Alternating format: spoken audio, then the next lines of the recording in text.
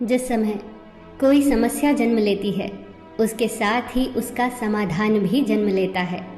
मुश्किल से मुश्किल हालात में भी दिन सिर्फ 24 घंटे का ही होता है। वक्त ठहरता कहाँ है, जैसा भी हो गुजर ही जाता है।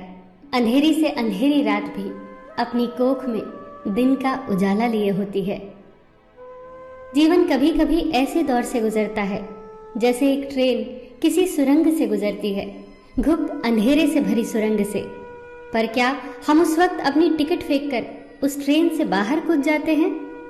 नहीं, क्योंकि हमें यकीन होता है कि ट्रेन का चालक हमें सुरक्षित रूप से उस सुरंग से बाहर ले जाएगा।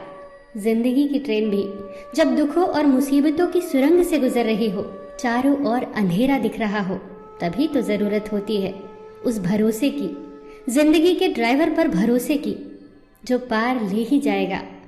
बस याद रखना कि कभी कभी सुरंग बहुत छोटी होती है और कभी कभी बहुत बड़ी, पर आखिरकार यह है तो एक सुरंग ही जिसके दूसरी ओर उजाला ही उजाला है। बस भरोसा मत खोना। शाखाएं अगर रही तो पत्ते भी आएंगे, ये दिन बुरे हैं तो क्या हुआ, अच्छे भी आएंगे। एक घर में 5 दिए जल रहे थे। एक दिन पहले दिए ने कहा, इतना जलकर भी मेरी रोशनी की कोई कद्र नहीं, आज मैं सबके लिए व्यर्थ हूं। इससे तो बेहतर है कि मैं बुझ जाऊं। ये कहकर वो दिया बुझ गया। जानते हो वो दिया कौन था? वो दिया था उत्साह का प्रतीक। उसे देखकर दूसरे दिए ने कहा, जो शांति का प्रतीक था, मुझे भी बुझ ही जाना चाहिए। मैं निरंतर दुनिया को शांति की रोशनी दे रहा हूं, पर फिर भी लोग हिंसा करते हैं।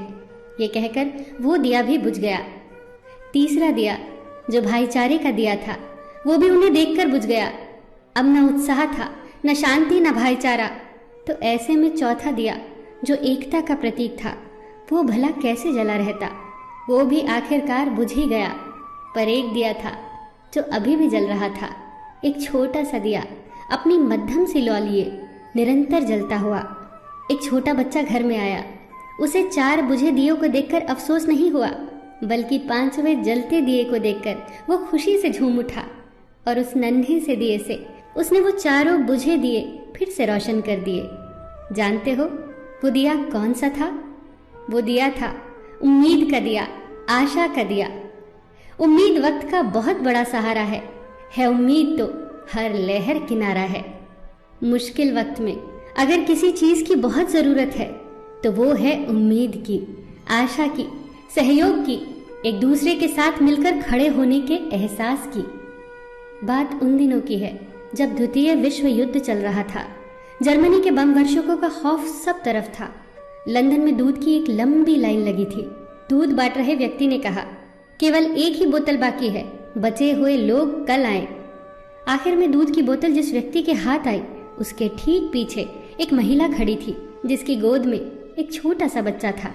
दूध न मिलने के कारण उसके चेहरे पर चिंता की लकीरें उभर आई। पर यह क्या, दूध बांटने वाले व्यक्ति ने दूध की बोतल उसके हाथों में दे दी। वो चौंकी।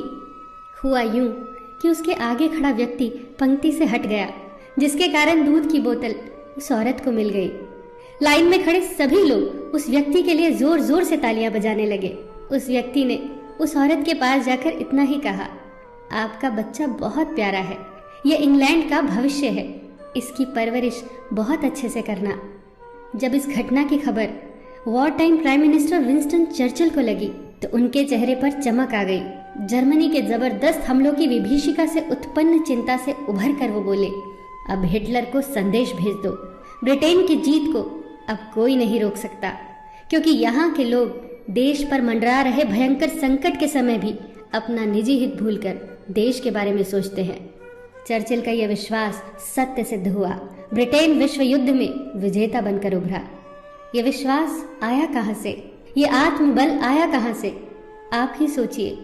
बहुत फर्क पड़ता है हौसलों की उड़ान में जब सब साथ हो, एक दूसरे का सहयोग करते हुए। बहुत फर्क पड़ता है जब हम अपने हितों को छोड़कर सिर्फ देश के हितों के बारे में सोचते हैं। बहुत फर्क पड़ता है जब हम एक की ताकत को पहचान कर एक एक रेशा जुड़कर न टूटने वाली मजबूत रस्सी का निर्माण करते हैं। बहुत फर्क पड़ता है हर छोटी से छोटी सकारात्मक चीज से। बहुत फर्क पड़ता है फिर मिलेंगे दोस्तों अगली वीडियो के साथ। तब तक के लिए अपना ख्याल रखना और हमेशा मुस्कुराते रहना।